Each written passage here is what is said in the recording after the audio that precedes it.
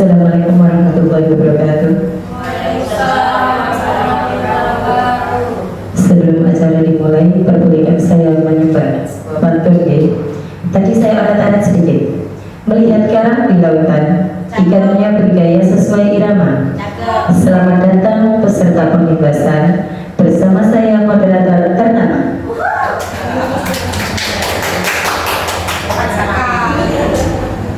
Oke, untuk menyemarakkan kegiatan pada siang hari ini, kita bersama-sama mengikuti kegiatan pembebasan dari calon guru penggerak angkatan 11 di modul 1.4 tentang disiplin positif. Untuk memulai acara, mari kita buka bersama-sama acara pada siang hari ini dengan bacaan basmalah. Untuk berikutnya, saya persilakan sambutan dari Ibu Kepala Sekolah SD Wonosari, Ibu Jasa Kuning Dwi Sumbarini SPD. Dipersilakan.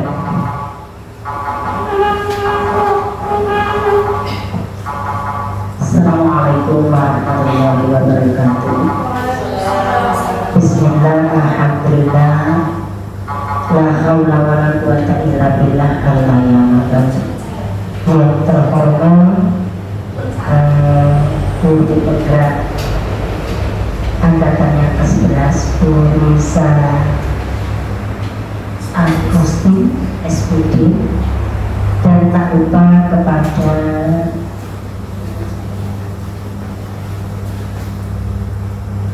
moderator Ibu Nur Asia Jamil yang sangat kami hormati, dan tak lupa kepada ibu-ibu guru pembebasan dari CGP ini. Marilah penuh memanjatkan puji syukur kehadirat Allah Subhanahu wa Ta'ala. Mudah-mudahan di dalam kegiatan ini nanti senantiasa diberikan kenikmatan, diberikan hidayah, sehingga kita mampu apa yang disampaikan oleh Bu Risa sebagai guru CGP ini terkait dengan disiplin positif, sehingga kita semua tahu dan mengerti disiplin positif itu yang bagaimana. Oleh karena itu, mudah-mudahan apa yang disampaikan oleh Bu Risa nanti senantiasa memberikan suatu ilmu yang bermanfaat bagi kita semua, khususnya bagi sekolah yang diberikan suatu pembebasan. Kedua kalinya selawat serta salam tercurah kepada baginda Rasulullah SAW, dengan bimbingan petunjuk kepada kita semua. Mudah-mudahan kita senantiasa mendapatkan syafaat dan rahmatnya dari baginda Rasulullah SAW. Di sini saya hanya menyampaikan sedikit terkait dengan guru penggerak.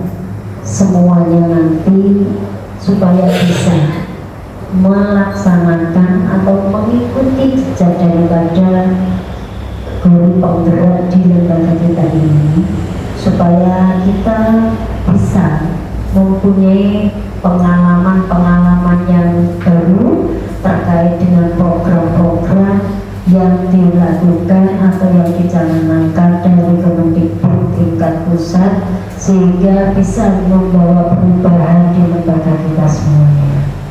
Dan saya ucapkan selamat kepada Bu Risa sebagai guru penggerak tingkat angkatan 11. Mudah-mudahan kedepannya dalam pelaksanaan kegiatan nanti bisa membawa suatu kelancaran, kesuksesan dan keberhasilan, dan bermanfaat khususnya bagi bisa sebagai guru penggerak. Selanjutnya kepada ibu-ibu semuanya, karena di sini bapak-bapak tidak bisa mengikuti terkait dengan adanya kegiatan, sehingga yang bisa hadir pada siang ini adalah ibu-ibu serikandi untuk penggerak ke depannya mengikuti jejak dari moderator dan guru CGP yang sudah melaksanakan pada siang hari ini. Mungkin hanya itu pesan dari saya, kurang lebihnya saya mohon maaf, sekali lagi mohon maaf. Saya akhiri, Assalamualaikum warahmatullahi wabarakatuh. Terima kasih disampaikan kepada Ibu Kepala Sekolah atas motivasi yang diberikan kepada CGD Angkatan 11. Semoga kedepannya CGD Angkatan 11 atas nama Bu Lisa mesti bisa lulus. Dan berikutnya langsung masuk ke materi. Nanti setelah sosialisasi, sesi tanya jawab berada di belakang. Waktu dan tempat saya persilakan untuk Bu Lisa mempresentasikan pembahasan modul 1.4 disiplin positif.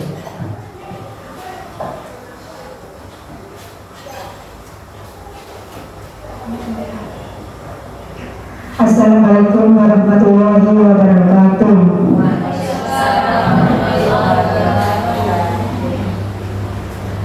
Terima kasih Ibu SDM Wonosari hari ini bersedia meluangkan waktu untuk mengikuti presentasi dari tugas saya sebagai guru penggerak pada angkatan 11 di modul 1.4 tentang disiplin positif.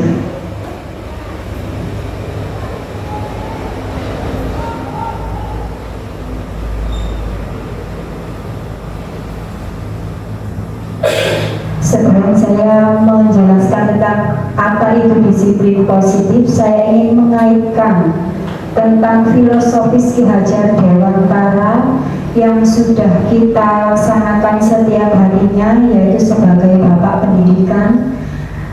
Menurut beliau, pengajaran adalah bagian dari pendidikan, di mana tujuannya adalah memberi tuntutan terhadap segala kekuatan kodrat yang dimiliki anak agar ia mampu mencapai keselamatan dan kebahagiaan yang setinggi-tingginya, baik sebagai seorang manusia maupun sebagai anggota masyarakat, di mana tuntunan tersebut harus sesuai dengan kodrat alam dan kodrat zaman setiap anak, sehingga semua pembelajaran harus berpusat pada murid dan mengutamakan kepentingan yang dibutuhkan murid. Di sini ada yang sedikit digarisbawahi, yaitu sesuai kodrat alam dan kodrat zaman. Seperti sosialisasi sebelumnya, saya sudah menjelaskan tentang apa itu kodrat alam dan kodrat zaman.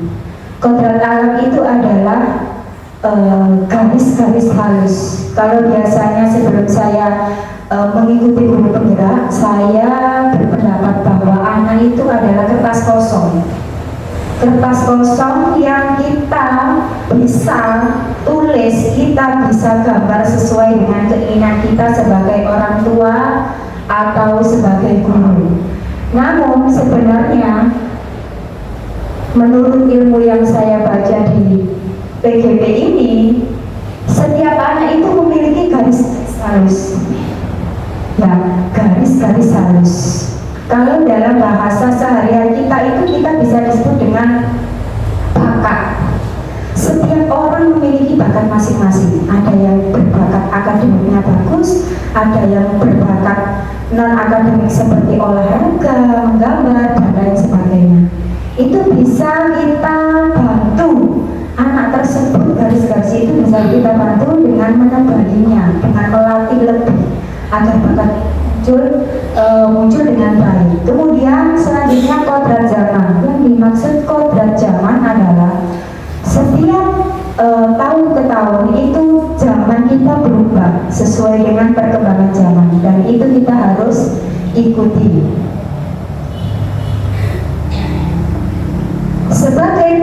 pun hendaknya kita dapat menjadi contoh atau model yang dapat dijadikan panutan bagi siswa.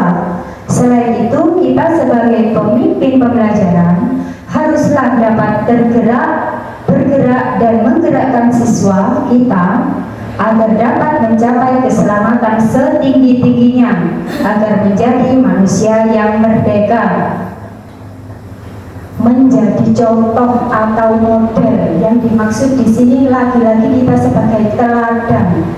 Tidak hanya menuntun, kita sebagai pendidik itu tidak hanya menuntun dan mengajarkan, tapi sebagai contoh, sebagai teladan. Agar apa? Agar mereka menjadi manusia yang merdeka.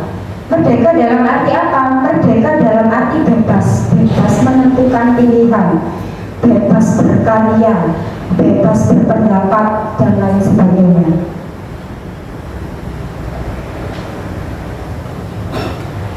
Dari filosofis tadi dapat didukung dengan adanya nilai dan peran guru penggerak agar dapat melaksanakan pembelajaran dengan maksimal sesuai dengan tujuan pembelajaran.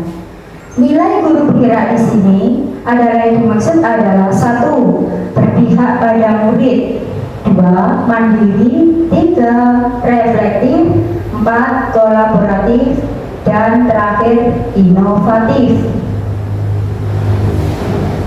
Peran guru penggerak yaitu 1. Menjadi pemimpin pembelajaran. Apa yang dimaksud menjadi pemimpin pembelajaran? Kita harus bisa menentukan mana yang baik, mana yang benar, mana yang tepat kepada anak-anak saat melakukan pembelajaran. Kemudian menjadi coach bagi guru lain, menjadi teman sharing, teman curhat dan memberi solusi, memberi saran.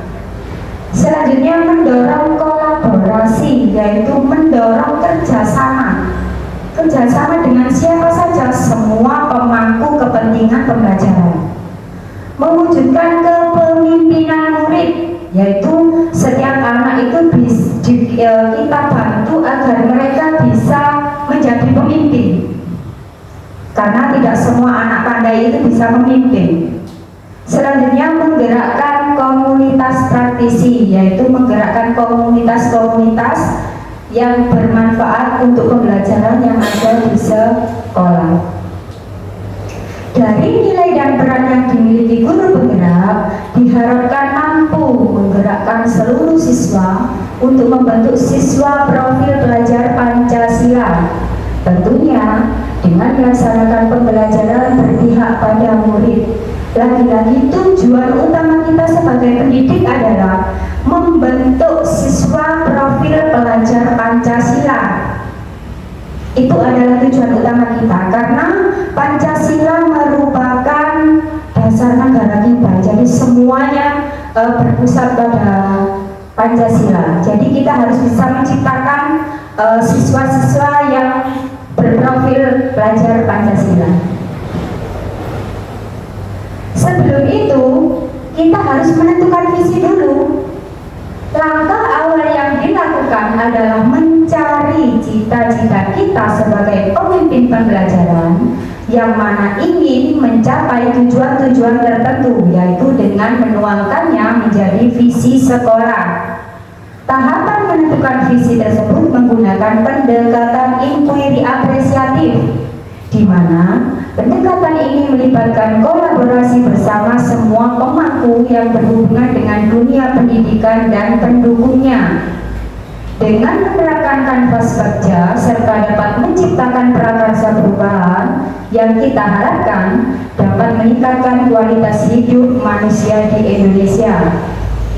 Visi itu harus kita bentuk dulu, harus kita temukan dulu, harus kita terapkan dulu, harus kita buat dulu, karena itu adalah cita-cita. Cita-cita kita ingin kelas kita yang bagaimana, misalnya visi kelas. Kalau visi sekolah, ingin siswa kita atau keadaan sekolah kita yang bagaimana yang kita inginkan. Itu adalah penentuan visi. Selain menentukan visi, kita juga harus menerapkan disiplin positif. Nah, apa yang dimaksud sebagai dimaknai menjadi sesuatu yang dilakukan seseorang pada orang lain untuk mendapatkan kepatuhan. Yang namanya disiplin memang kita diharapkan untuk patuh. Patuh terhadap apa? Terhadap apa yang kita sepakati bersama sesuai dengan aturan yang kita sepakati. Sebagai pendidik, tujuan kita adalah menciptakan anak-anak yang memiliki disiplin diri sehingga mereka bisa berperilaku dengan mengacu pada nilai-nilai kebajikan universal dan memiliki motivasi intrinsik bukan hanya ekstrinsik. Nah, di sini tujuan kita adalah menciptakan, selain menciptakan profil pelajar Pancasila tadi, kita juga diharapkan agar memiliki disiplin diri. Apa yang dimaksud disiplin diri? Yaitu tadi taat dimulai dari diri sendiri, bukan dari luar, bukan dari karena aturan, karena dirinya sendiri ingin melakukan disiplin. Saya kembalikan tadi di sini. Di sini ada mungkin hal baru bagi saya. Sebelumnya saya juga belum tahu nilai-nilai kebajikan universal. Apa itu kebajikan universal? Berikut nilai-nilai kebajikan dari 6 institusi atau organisasi. 1 dari profil pelajar Pancasila, 2 primary years program, 3 9 pilar karakter, 4 the 7 essential virtues, 5 proyek nilai-nilai kebajikan, dan 6 petunjuk seumur hidup dan keterampilan hidup. Kalau dalam bahasa kita sehari-hari, kebajikan universal itu adalah setiap nilai, setiap kegiatan, setiap perbuatan, setiap pikiran yang hal-hal yang berhubungan dengan kebaikan, itu adalah kebajikan universal. Dulunya saya belum tahu apa kebaikan-kebaikan itu. Kalau saya dulu memang berpendapat bahwa berbuatlah baik, saling tolong menolong, menghormati, dan lain sebagainya. Ternyata yang benar adalah itu masuk pada nilai kebajikan universal.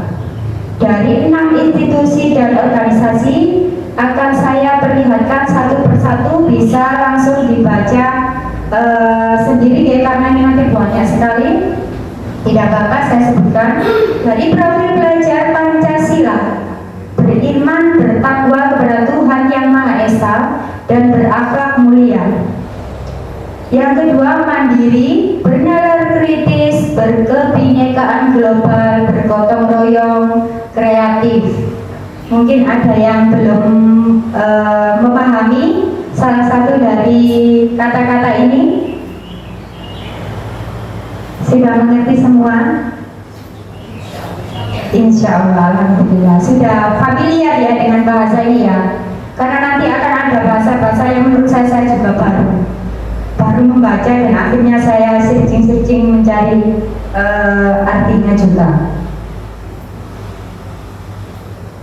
Dari Ibu Primary Years Program, yaitu toleransi, itu termasuk dari nilai-nilai kebajikan tadi. Toleransi, rasa hormat, integritas, mandiri, menghargai, antusias, empati atau peduli, keingintahuan hampir sama dengan antusias tadi, kreativitas, kerjasama atau kolaborasi, percaya diri, dan komitmen. Lagi-lagi percaya diri itu sangat mempengaruhi.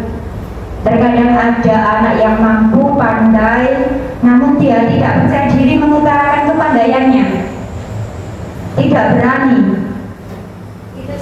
Itu sangat penting. Kemudian komitmen.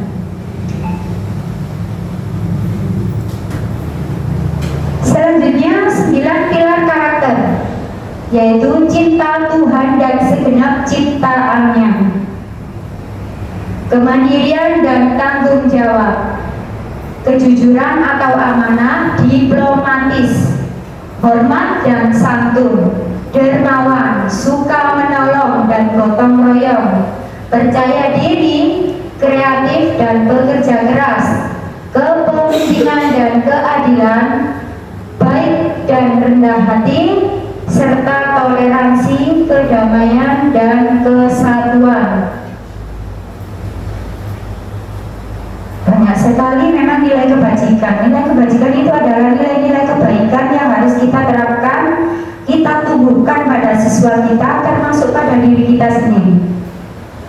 Selanjutnya, petunjuk seumur hidup dan keterampilan hidup.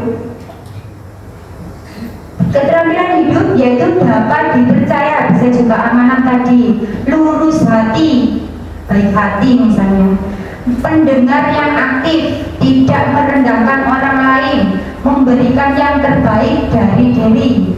Pendengar aktif, kadang kita hanya jadi pendengar yang pasif, terkadang saya juga sendiri pernah. Jadi saat diberikan cerita kepada orang lain, saya hanya mendengarkan saja. Terserah kamu apa, saya nggak memberi saran, saya nggak memberi komentar, saya tidak menyanggah, saya tidak mendukung. Itu namanya pendengar pasif. Dan kita diharapkan bisa membentuk siswa kita menjadi pendengar yang aktif. Pada saat saya bercerita, saya bercurhat, saya berapa, dia harus tanggap. Oh iya kamu, oh iya, seharusnya gini. Nah itu namanya pendengar aktif. Kemudian petunjuk hidup, peduli.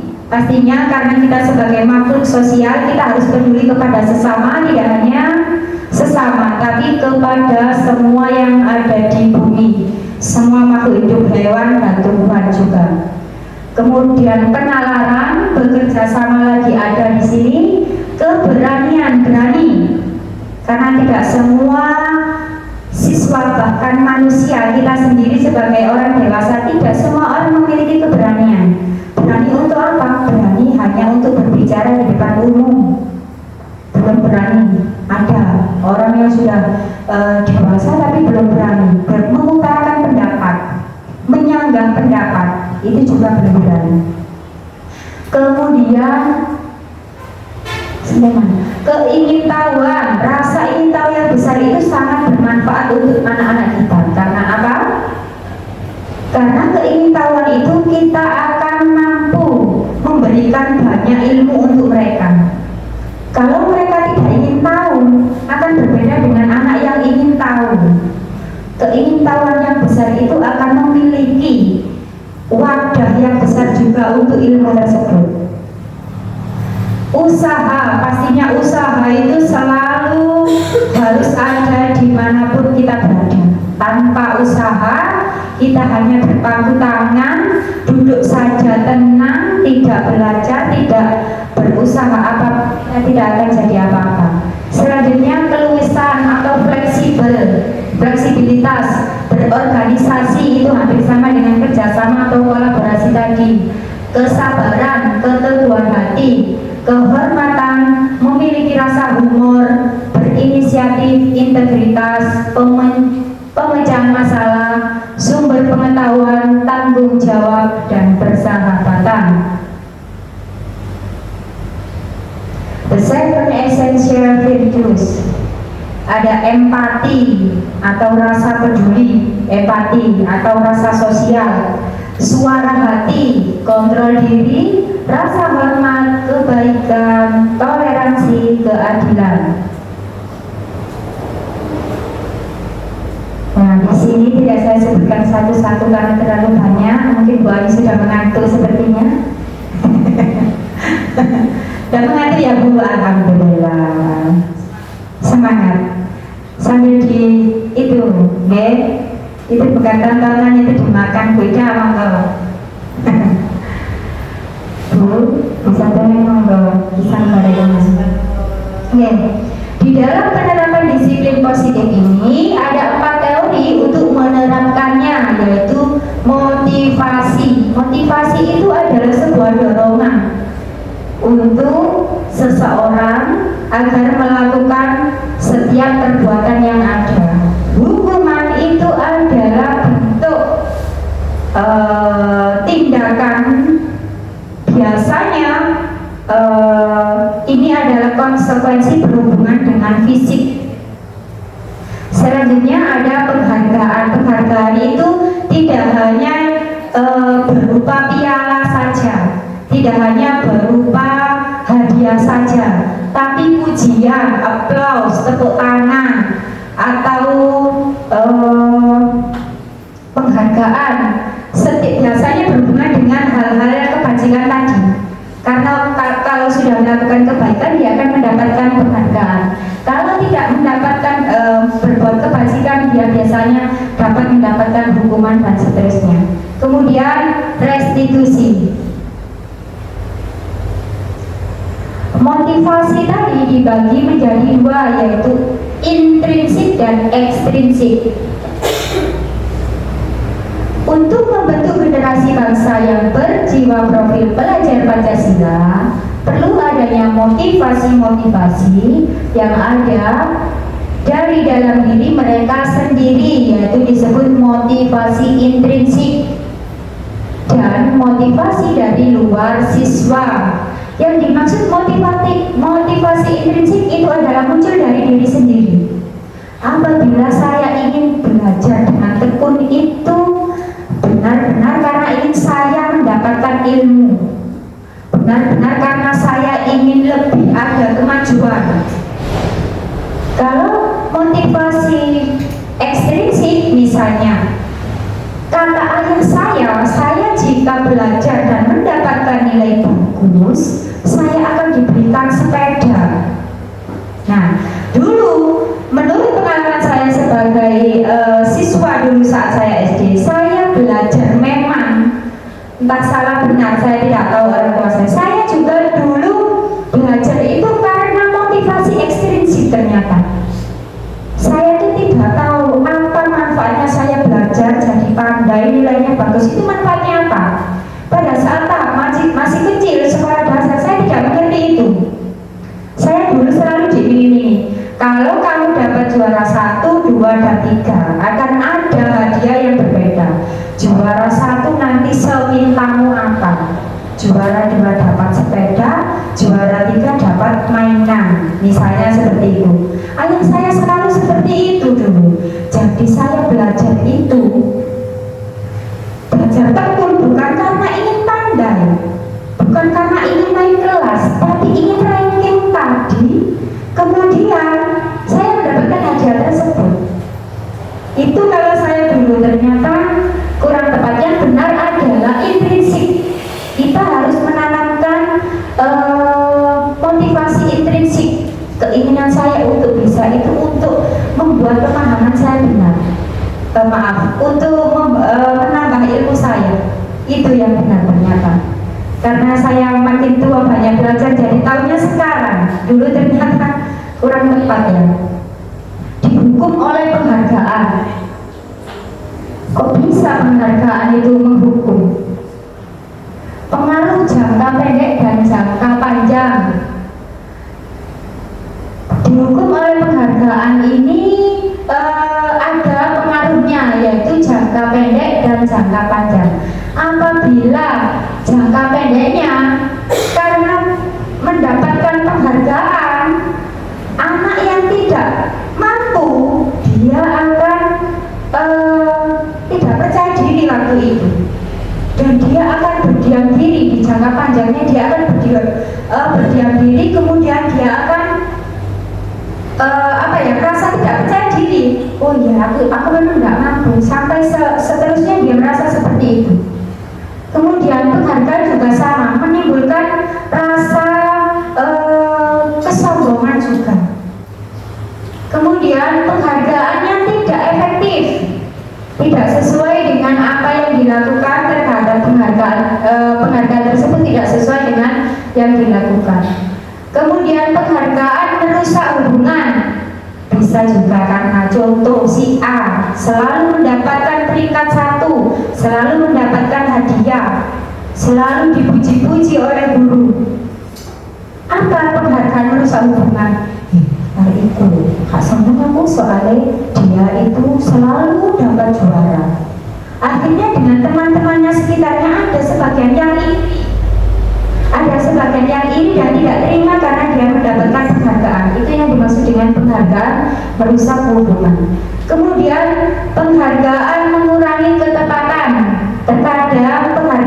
tidak tepat. Karena apa? Terkadang kalau misalkan soal tes dan lain sebagainya, ada yang kurang sesuai, ada kecurangan atau tidak, itu akan terkadang seperti itu. Kemudian penghargaan menurunkan kualitas. Kalau saya sudah belajar 1 jam saja setiap hari, saya sudah ranking 1, nilai saya sudah 90 dan 100, kenapa saya harus menambah jam belajar saya? Mengapa saya harus belajar lagi di media lain dengan referensi-referensi lain? Sudah di sini saja. Itu namanya menurunkan kualitas. Seharusnya pada saat saya belajar 1 jam lebih atau 2 jam, saya bisa mendapatkan ilmu yang lebih banyak dan lebih, saya tidak mau melakukan. Itu yang dimaksud dengan penghargaan menurunkan kualitas. Penghargaan mematikan kreativitas. Nah, kreativitas. Terkadang ada penghargaan yang sifatnya itu tidak sesuai dengan kreasinya. Jadi ada sebuah penghargaan di mana akan mematikan kreativitas beberapa orang yang gagal tadi. Saya sudah setiap hari itu berusaha berkreasi tapi tetap kalah, akhirnya dia motivasinya turun. Itu yang dimaksud. Kemudian penghargaan menghukum dan motivasi dari dalam diri atau intrinsik. Selanjutnya yang terakhir tadi adalah restitusi. Restitusi adalah proses menciptakan kondisi bagi murid untuk memperbaiki kesalahan mereka, sehingga mereka bisa kembali pada kelompok mereka dengan karakter yang lebih kuat. Maksudnya dengan karakter yang lebih kuat itu nilai kebajikannya tadi dia akan muncul, dia akan sadar nilai kebajikannya itu akan menjadi lebih kuat dari sebelumnya. Restitusi itu biasanya seperti kalau kita itu dalam SD ini ada bimbingan konseling, ya itu, ya langsung guru kelas dengan konselingnya. Ciri restitusi. Restitusi bukan untuk menebus kesalahan, namun untuk belajar dari kesalahan. Belajar dari kesalahan perlu digarisbawahi, karena setiap orang yang sukses, setiap orang yang berhasil itu pasti melakukan kesalahan. Tidak ada ceritanya anak berjalan langsung bisa jalan, pasti berdiri dulu, melangkah, jatuh, melangkah lagi, jatuh. Begitu pula dengan anak-anak kita. Restitusi memperbaiki hubungan. Kemudian restitusi adalah tawaran, bukan paksaan. Restitusi menuntun untuk melihat ke dalam diri atau disebut dengan refleksi, berkaca. Restitusi mencari kebutuhan dasar yang mendasari tindakan. Restitusi diri adalah cara yang paling baik. Selanjutnya, restitusi fokus pada karakter, bukan tindakan. Restitusi menguatkan. Restitusi fokus pada solusi atau penyelesaian. Restitusi mengembalikan murid yang berbuat salah pada kelompoknya. Contoh pelaksanaan restitusi yang sudah saya lakukan kemarin adalah berkomunikasi, membimbing siswa saya. Beberapa siswa saya yang telah melakukan kesalahan, kita sharing dengan langkah-langkah yang sudah ditentukan sesuai dengan tahap restitusi. Materi selanjutnya adalah tentang keyakinan kelas. Keyakinan kelas adalah disiplin positif yang bisa diterapkan dalam membangun budaya positif di sekolah. Keyakinan ini akan membantu murid untuk mengembangkan disiplin diri, karena murid akan belajar mematuhi keyakinan kelas yang telah dibuat sendiri. Yang namanya keyakinan kelas itu adalah sebuah keyakinan yang kita percayai di dalam kelas kita.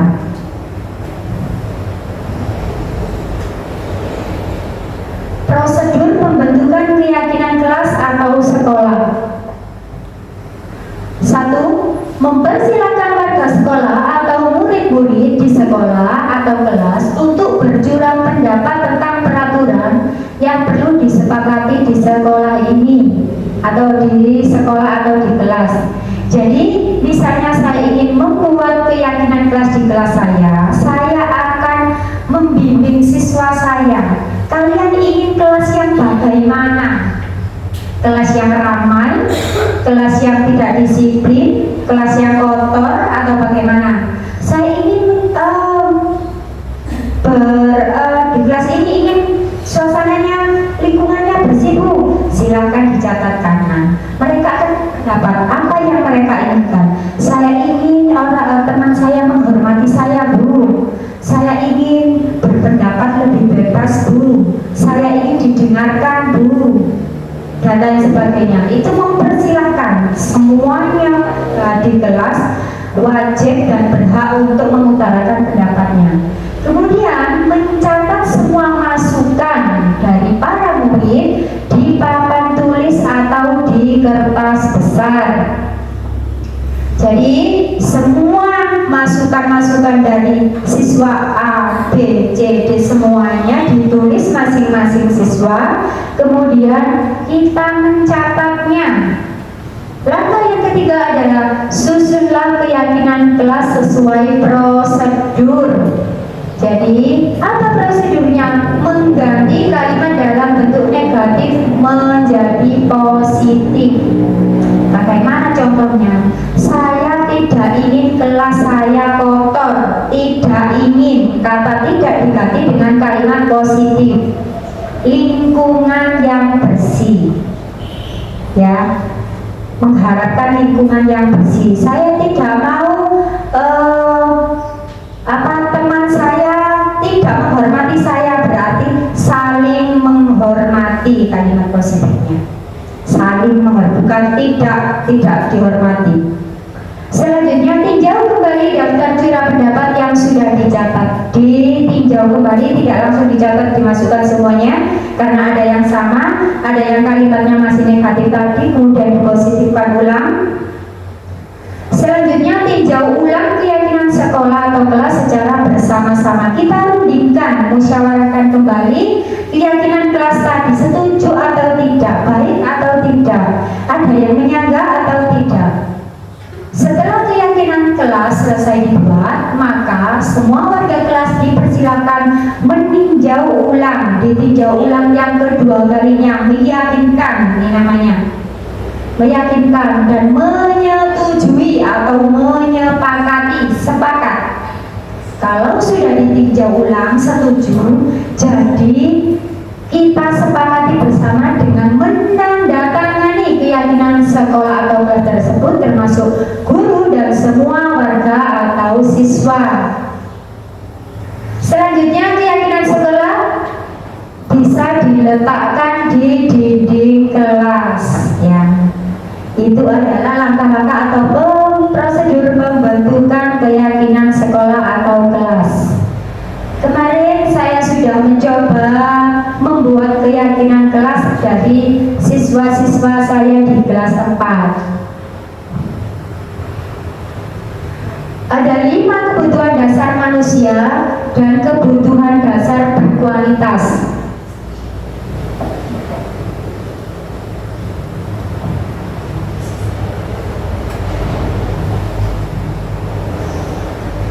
Kebutuhan dasar manusia. Setiap manusia itu memiliki tujuan. Apa tujuannya? Yaitu untuk melengkapi kebutuhan dasarnya. Apa saja 5 kebutuhan dasar tersebut? 1. Kebutuhan bertahan hidup. Biasanya kebutuhan bertahan hidup itu berhubungan dengan kebutuhan primer, yaitu untuk bertahan hidup itu yaitu makanan, tempat tinggal, dan pakaian. Itu untuk bertahan hidup. Apabila kita tidak makan, pastinya kita akan sakit, kemudian meninggal, tidak bisa bertahan hidup. Ya, kemudian tempat tinggal juga sama seperti itu, juga pakaian dan kelengkapan lainnya. Kemudian yang kedua adalah kebutuhan untuk kasih sayang dan rasa diterima. Saya sebagai manusia memiliki juga butuh dan ingin mendapatkan kasih sayang dari siapa?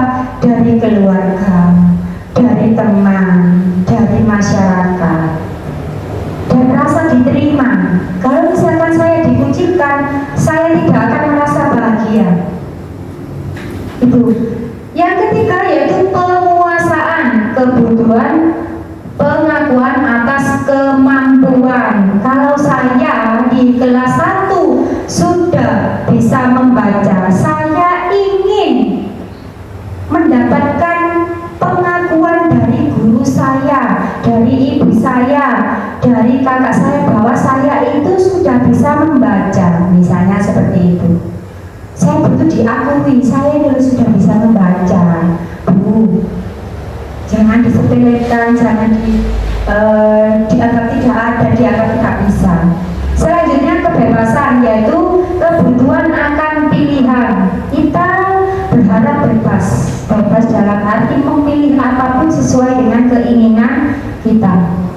Yang terakhir pastinya ini semuanya butuh, yaitu kesenangan. Karena setiap orang itu tipe senangnya berbeda-beda.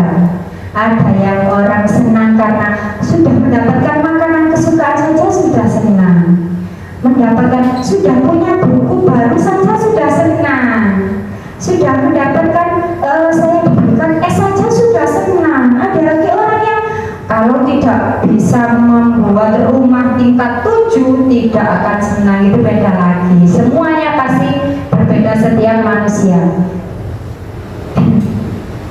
Kemudian dunia berkualitas. Apa yang dimaksud dengan dunia berkualitas?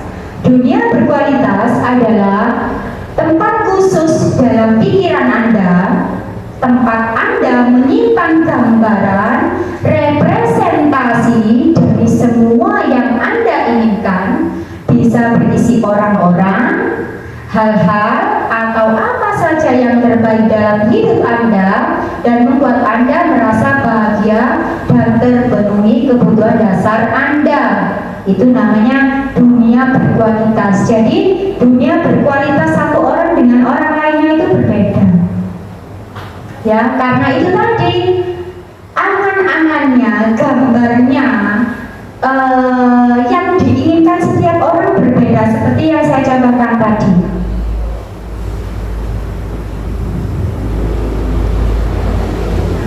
Ini yang paling seru, karena saya berkaca pada diri saya sendiri.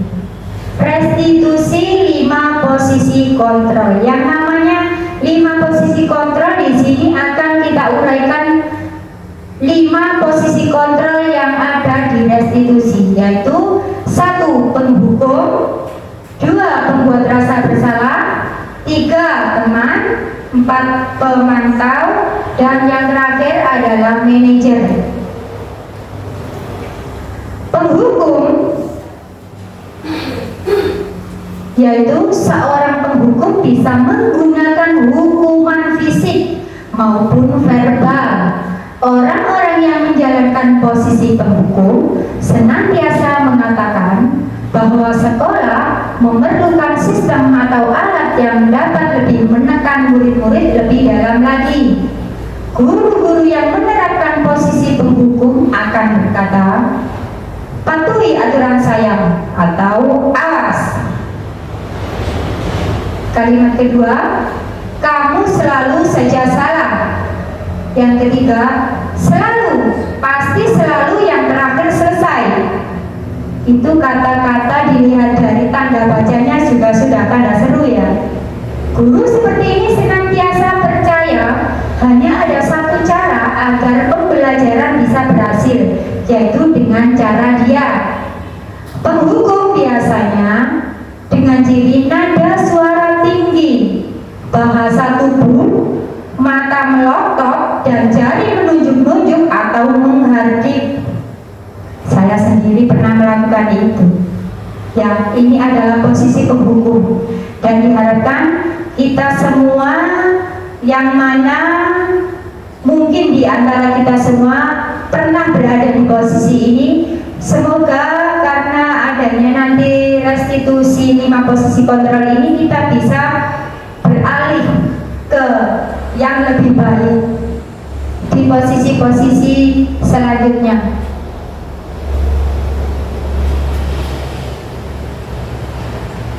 Membuat rasa bersalah. Pada posisi ini biasanya guru akan bersuara lebih lembut. Pembuat rasa bersalah akan menggunakan keheningan yang membuat orang lain merasa tidak nyaman, bersalah atau rendah diri. Kata-kata yang keluar dengan lembut akan seperti, "Ibu sangat kecewa sekali dengan kamu." Dia akan menimbulkan rasa penyesalan pada siswanya. Beberapa kali Bapak harus memberitahu kamu ya. Maaf, berapa kali Bapak harus memberitahu kamu ya. Kemudian, gimana coba kalau orang tua kamu tahu kamu berbuat begini? Di posisi ini, murid akan memiliki penilaian diri yang buruk tentang diri mereka. Namanya saja membuat rasa bersalah. Berarti kita sebagai guru akan menimbulkan anak yang berbuat salah tadi merasa benar-benar bersalah. Dengan harapan kita ingin menimbulkan rasa ingin berubah karena rasa bersalah tadi.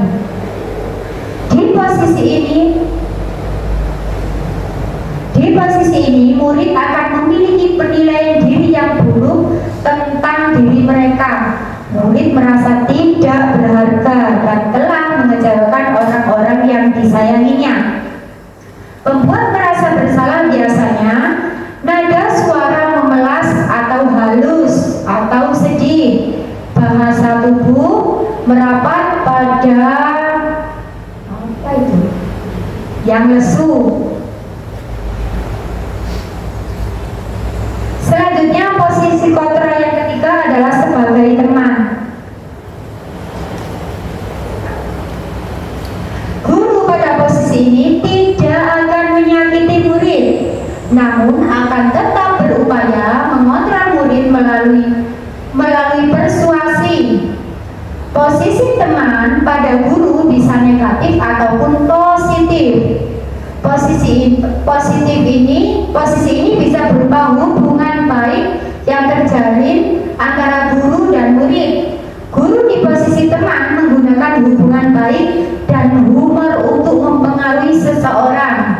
Mereka akan berkata, "Ayo bantulah demi Bapak ya," atau "Ayo ingat tidak bantuan Bapak selama ini?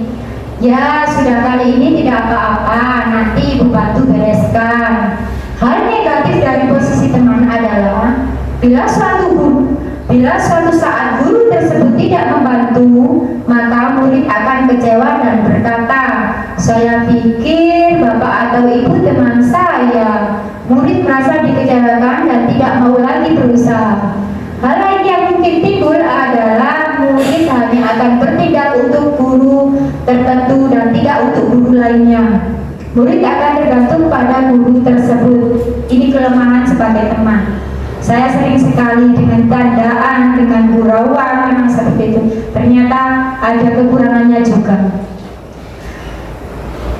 Sebagai teman, itu bisa dicirikan nada suara ramah, akrab, bercanda, bahasa tubuh, merapat pada murid, mata, dan senyum jenaka dengan candaan atau gurauan seperti teman sendiri. Kemudian sebagai pemantau berarti mengawasi. Pada saat kita mengawasi, kita bertanggung jawab atas perilaku orang-orang yang kita awasi. Posisi pemantau berdasarkan pada peraturan konsekuensi. Dengan menggunakan sanksi atau konsekuensi, kita dapat memisahkan hubungan pribadi dengan murid sebagai seorang yang menjalankan posisi pemantau. Pertanyaan yang diajukan seseorang pemantau biasanya,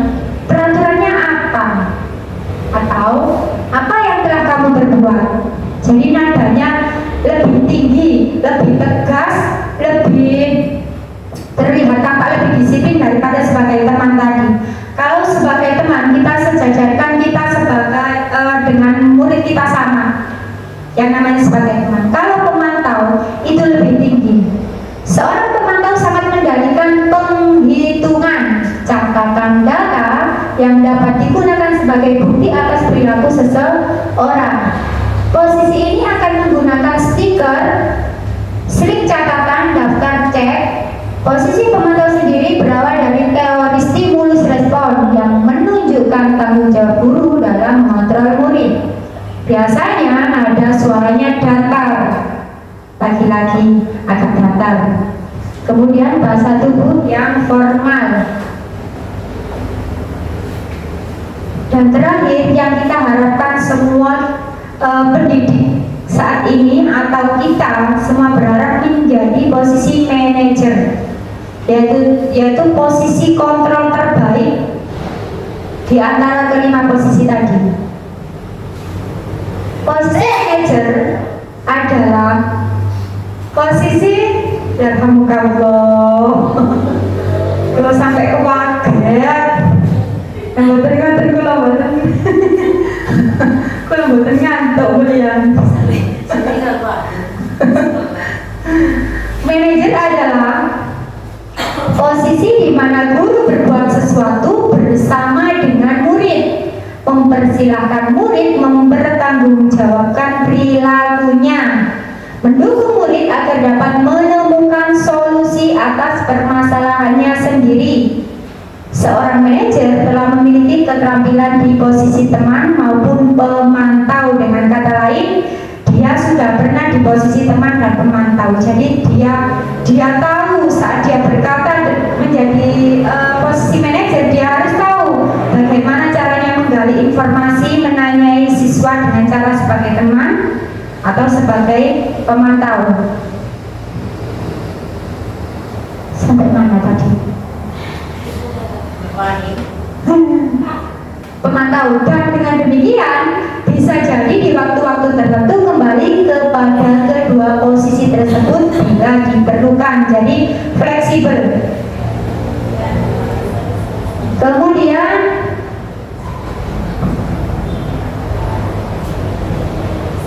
namun bila kita menginginkan murid-murid kita menjadi manusia yang merdeka, mandiri dan bertanggung jawab, maka kita perlu mengacu kepada restitusi yang dapat menjadikan murid kita seorang manajer bagi dirinya. Di manajer, murid diajak untuk menganalisis kebutuhan dirinya maupun kebutuhan orang lain. Di sini penekanan bukan kepada kemampuan membuat konsekuensi, namun dapat berkolaborasi dengan murid bagaimana memperbaiki kesalahan yang ada. Seorang manajer akan berkata, apa yang kita yakini? Berarti mengacu, mengalihkan, memperingatkan tentang keyakinan kelas yang sudah disepakati. Yang kedua, apakah kamu meyakininya? Menjelaskan bahwa apakah yang keyakinan kelas itu sudah diyakininya. Jika kamu meyakininya, apakah kamu bersedia memperbaikinya?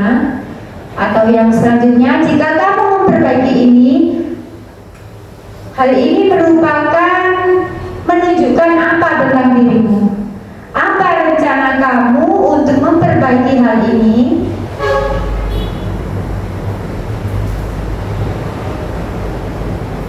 Nah, itu adalah langkah-langkah dari 5 posisi kontrol, di mana segitiga restitusi ini sangat berpengaruh atau selalu digunakan pada posisi manajer. Ya, suatu segitiga restitusi adalah suatu proses dialog yang dijalankan guru atau orang tua agar dapat menghasilkan murid yang mandiri dan bertanggung jawab. Terdapat 3 tahapan segitiga restitusi, yaitu menstabilkan identitas yang pertama, yang kedua adalah validasi tindakan yang salah, yang ketiga adalah menanyakan keyakinan. Menstabilkan identitas di sini adalah adalah berdasarkan prinsip membuat kesalahan adalah bagian dari proses pembelajaran. Di awal-awal saat kita menemukan siswa kita melanggar peraturan atau melakukan hal buruk, kita harus menanamkan pada diri siswa. Memang tidak hanya kamu yang melakukan itu. Masih ada memang beberapa orang pasti melakukan kesalahan tersebut. Selalu itu ditanamkan. Karena apa? Agar tidak ada perasaan malu yang berlebihan, perasaan yang menyesal berlebihan, kemudian menggeser identitas gagal ke sukses. Dari kegagalan berkali-kali, bahkan belasan dan ratusan kali itu akan menggeser identitas gagal tersebut menjadi sukses. Seperti yang saya bilang tadi, contoh anak berjalan, tidak ada yang tidak jatuh dan langsung berjalan, tidak ada, semuanya ada proses gagal. Yang kedua adalah validasi tindakan yang salah. Berdasarkan prinsip setiap perilaku berupaya memenuhi suatu kebutuhan tertentu. Lagi-lagi karena kebutuhan yang tadi, 5 kebutuhan utama tadi tidak terpenuhi.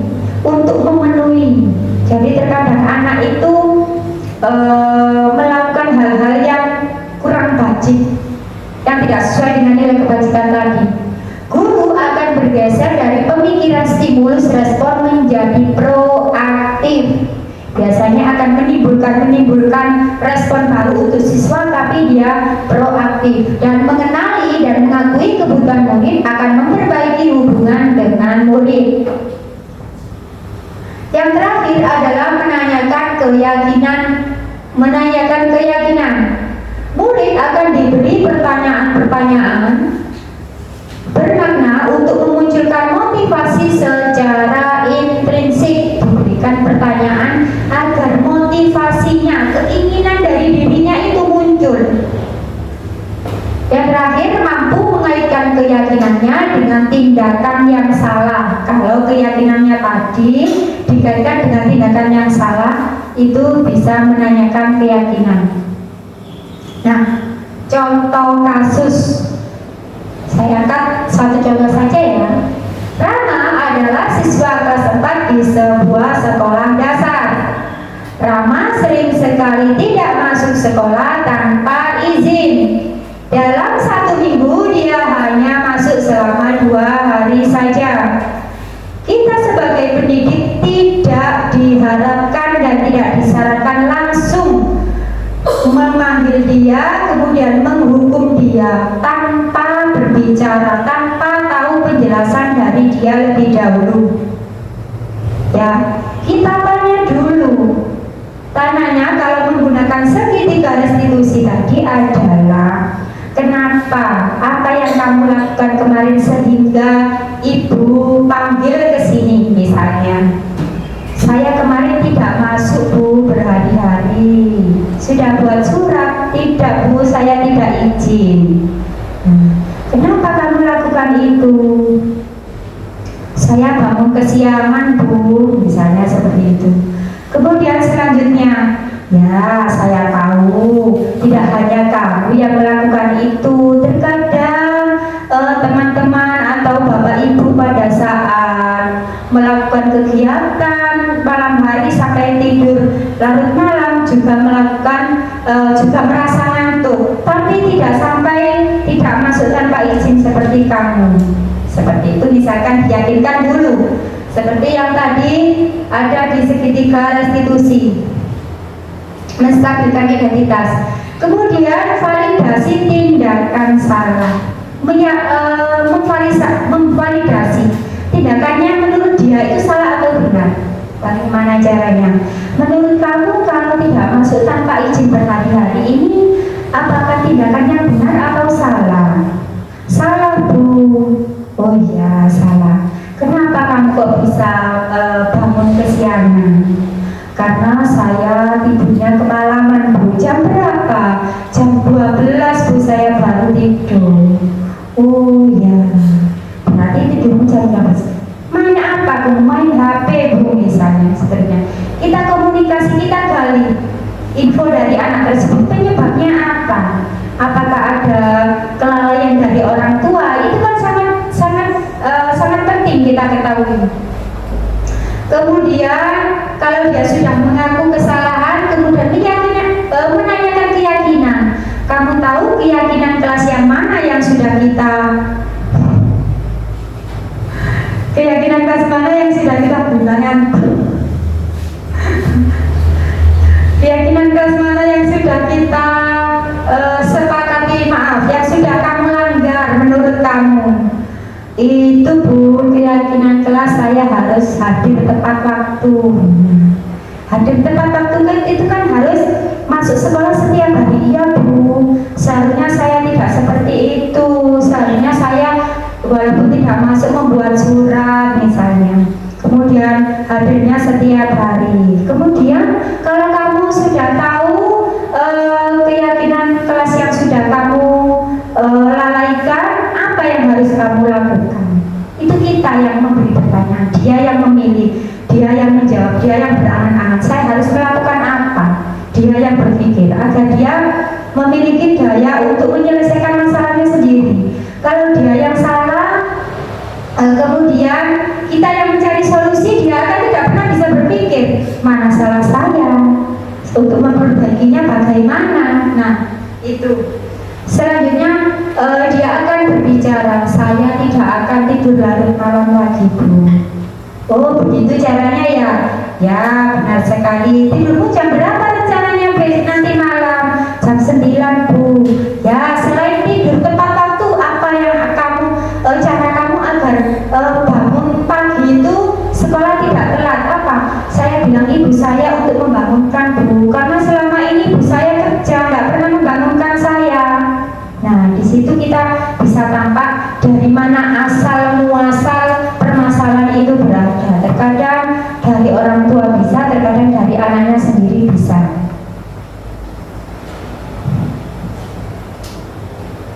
Itu adalah materi terakhir dari saya yang sudah saya sampaikan. Untuk materi disiplin positif ini sudah cukup. Semoga apa yang saya sampaikan bermanfaat untuk kita semua. Kemudian sesi tanya jawabnya langsung saya kan? Jangan. Oke. Kemudian apakah ada yang ditanyakan dari pemaparan saya yang sedikit tadi? Sedikit atau banyak Bu Dina? Banyak. Oh iya, yang ditanya Bu Dina, yang jawab Bu Jamil. Ya, itu kartunya jadi satu itu ya.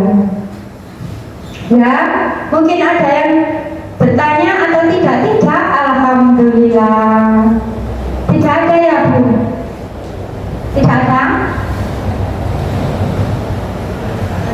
Oh, katanya kalau tanya dapat hadiah kan? Tidak. Boleh, Bu Dina dulu ya, biar tidak mengantuk. Terima kasih waktunya yang diberikan kepada saya. Bu, saya mau tanya, apakah keyakinan kelas ini itu akan lebih efektif untuk menumbuhkan disiplin positifnya anak-anak? Itu aja. Terima kasih. Terima kasih atas pertanyaan yang ditanyakan Bu Dina. Apakah keyakinan kelas ini lebih efektif untuk menumbuhkan disiplin positif ini pada anak? Ya, menurut saya itu adalah sangat berperan penting. Karena apa? Karena keyakinan kelas itu adalah ada atau muncul atau disepakati karena dari ide-ide semua peserta didik kita, semua yang ada di kelas kita, semua yang ada di sekolah kita, warga-warga kita. Idenya itu dari mereka sendiri. Idenya dari mereka sendiri, kemudian kita musyawarahkan bersama, kita sepakati bersama. Jadi tidak ada paksaan, tidak ada yang harus menjalani ini sesuai dengan keinginan saya saja. Tapi ini merupakan keinginan bersama yang namanya judulnya keyakinan kelas, berarti diyakini seluruh anggota kelas. Itu. Bagaimana Bu Dina? Terima kasih. Tepuk tangan. Ya, dicampur semangat sekali tepuk tangan. Gak ada gorengannya, Bu.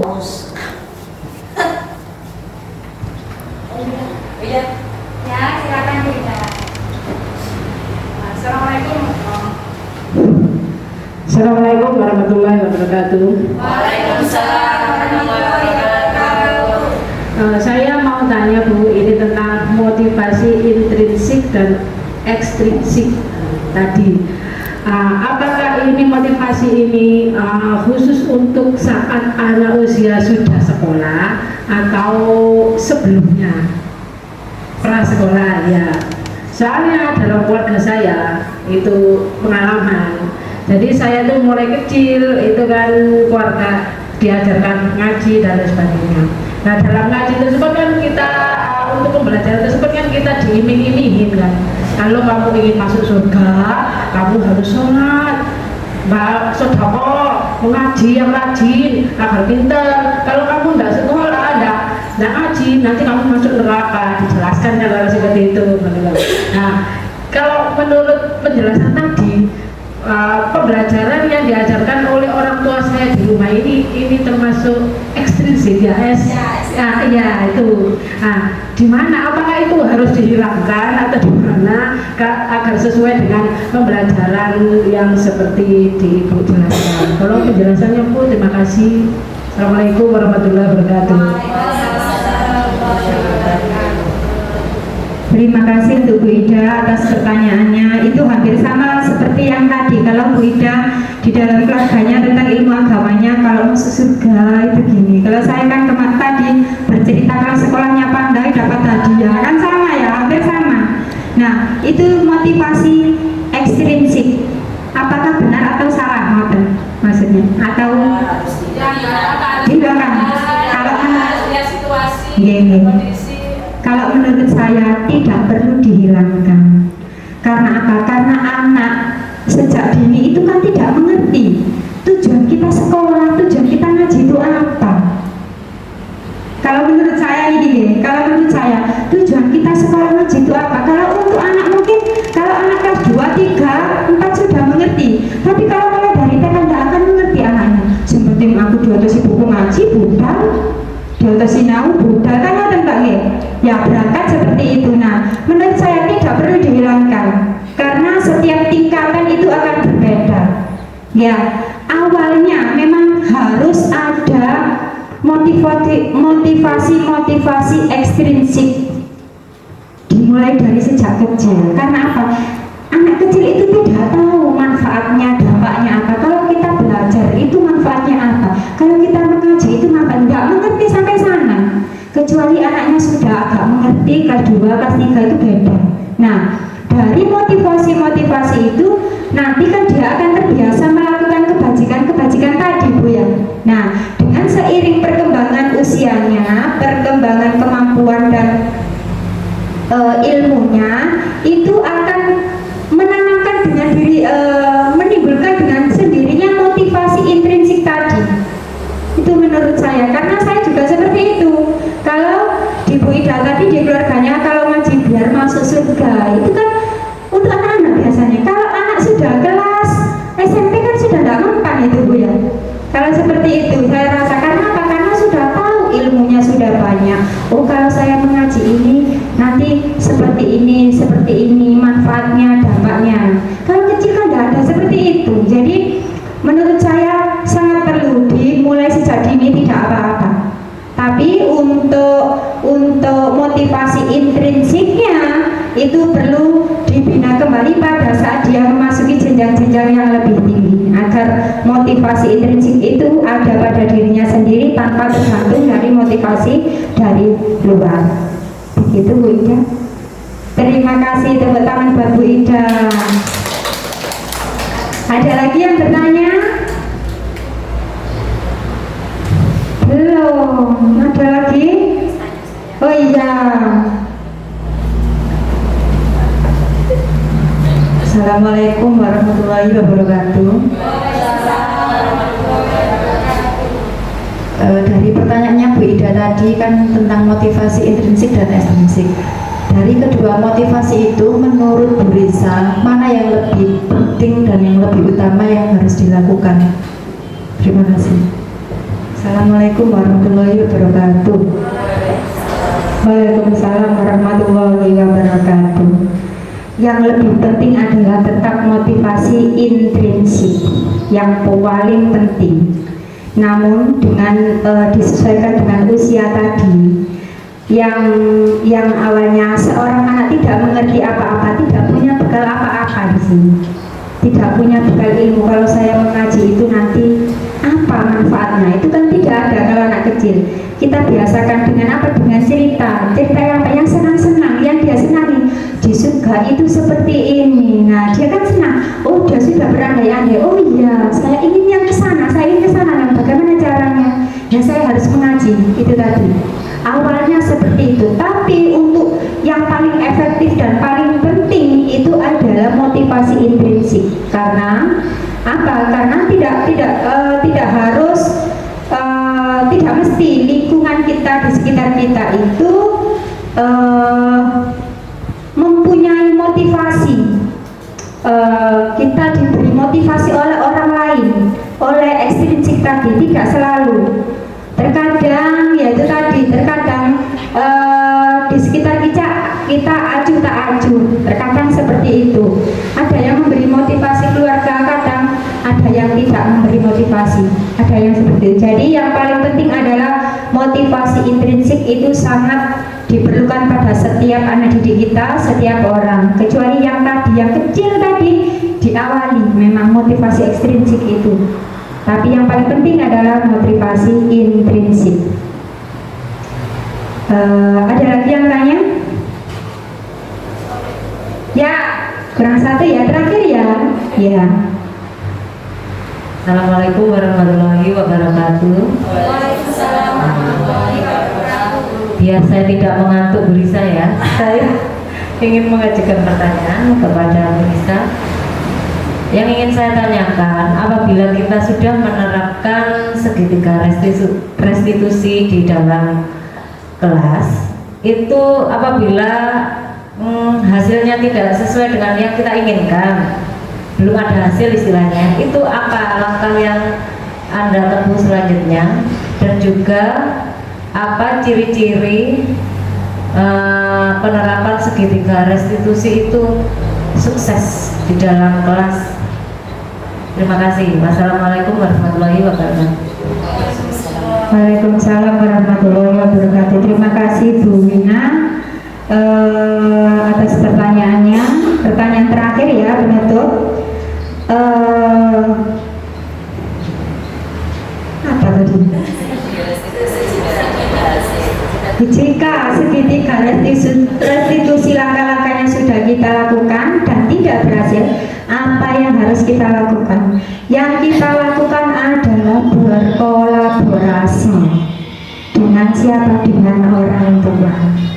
Seperti tadi yang saya contohkan kasusnya itu tadi, siswa kelas 4 tadi. Kalau saya sudah melakukan restitusi segitiga, saya sudah berbicara dengan anaknya, namun tidak ada perkembangan atau tetap, saya harus berkolaborasi, bekerja sama dengan orang tua, mengkomunikasikan bagaimana caranya agar siswa tersebut dapat masuk setiap hari. Dengan cara apa? Dengan cara kerjasama orang tua, bahwa memantau anaknya agar tidak tidur larut malam. Yang pertama, yang kedua, membangunkan anaknya untuk berangkat ke sekolah, dan yang terakhir adalah memastikan anaknya berangkat ke sekolah. Terkadang anaknya bangun, kemudian tidak dipantau, langsung ditinggal kerja, anaknya tetap bangun, tidak ngapa-ngapain, tidak mandi, tidak sarapan, tidak ganti baju, tidak berangkat sekolah. Nah itu. Kemudian yang kedua tadi apa pertanyaannya? Apa cirinya penerapan Ciri. segitiga Oh iya. Segitiga restitusi tadi dikatakan berhasil apabila kasus atau kesalahan yang dilakukan siswa itu bisa berubah dan mengarah ke arah nilai-nilai kebajikan. Nilai-nilai yang tadinya salah bisa menjadi benar atau menjadi ada peningkatan sedikit demi sedikit dan arahnya menjadi nilai-nilai kebajikan yang benar tadi. Gitu. Sudah Bu Lina? Terima kasih. Ada lagi pertanyaan? Sudah ya. Terima kasih Bapak Ibu semua atas perhatiannya. Semoga apa yang saya sampaikan hari ini bermanfaat untuk kita semua dan menjadi bekal untuk pembelajaran kita di kemudian hari, di selanjutnya. Semoga kita bisa bergerak dan menggerakkan anak-anak agar menjadi siswa yang berprofil Pancasila. Saya akhiri. Wassalamualaikum warahmatullahi wabarakatuh.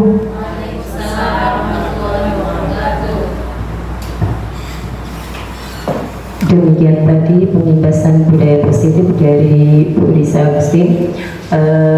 Untuk refleksi kegiatan pembahasan hari ini, tadi dari penjelasan yang sudah dijelaskan sama Bu Risa mengenai budaya positif, yaitu ditekankan pada keyakinan kelas sama segitiga restitusi. Dari Bapak Ibu peserta, tadi maunya moderator mau bertanya, tapi tidak boleh. Kalau moderator bertanya tadi mungkin akan banyak pertanyaan yang akan saya sampaikan. Dari pembahasan tadi ada empat peserta yang memberikan pertanyaan, dari mulai faktor motivasi eksternal dan intrinsik, kemudian dari keyakinan kelas, kemudian dari segitiga restitusi dan keberhasilan segitiga restitusi. Sudah dari kesimpulan itu dijelaskan sama Bu Risa bahwa segitiga restitusi itu dinyatakan berhasil jika jika anak itu sudah mengalami perubahan. Jadi kalau tadi saya mewadahi mungkin pertanyaan antara motivasi ekstrinsik dan intrinsik, keduanya sejajar nih Bapak Ibu. Jadi tidak ada mana yang dipentingkan, tidak ada mana yang didahulukan, keduanya sejajar. Karena dari masing-masing pribadi motivasi itu bisa berbeda-beda, tetapi diharapkan jika anak itu atau peserta didik kita memiliki motivasi intrinsik, maka anak-anak itu bisa belajar lebih baik. Contoh, kita punya anak pandai di dalam kelas. Anak pandai itu sudah tidak perlu kita ubrak-ubrak, tidak perlu kita suruh, dia akan belajar sendiri. Berbeda dengan anak yang memiliki keterbatasan, harus disuruh, harus baru berikan belajar. Itu beda motivasi ekstrinsik dengan intrinsik. Jadi kalau motivasi intrinsik, jenengan nggak perlu susah-susah. Contoh kita sendiri, kalau kita dapat tugas, misalnya jenengan yang memerintah siapa?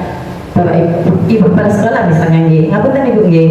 Jadi kalau Ibu kepala sekolah memerintahkan jenengan untuk melakukan satu hal, ada nggak jenengan bisa merasakan sendiri, oh iya saya akan melakukan, tapi dengan keadaan terpaksa. Itu yang dimaksud dengan motivasinya awalnya adalah ekstrinsik. Tapi kalau jenengan motivasinya intrinsik, otomatis tanpa disuruh ibu kepala sekolah, jenengan berangkat sendiri. Oh iya saya perlu ini, maka saya berangkat. Itu bedanya. Jadi tidak perlu jenengan itu woro-woro ayo, maka dengan sendirinya akan sadar bahwa ini kita butuhkan, hanya di situ. Jadi antara motivasi ekstrinsik dengan ekstrinsik itu sejajar. Demikian tadi refleksi dari kegiatan hari ini. Karena saya tadi membukanya dengan pantun, maka saya tutup dengan pantun juga. Tadi saya orat-orat di belakang. Bunga melati di halaman, tepat tumbuh cepat segera mekar. CGP dan moderator banyak kekurangan, mohon dimaklumi karena kami dalam tahap belajar. Terima kasih. Assalamualaikum warahmatullahi wabarakatuh.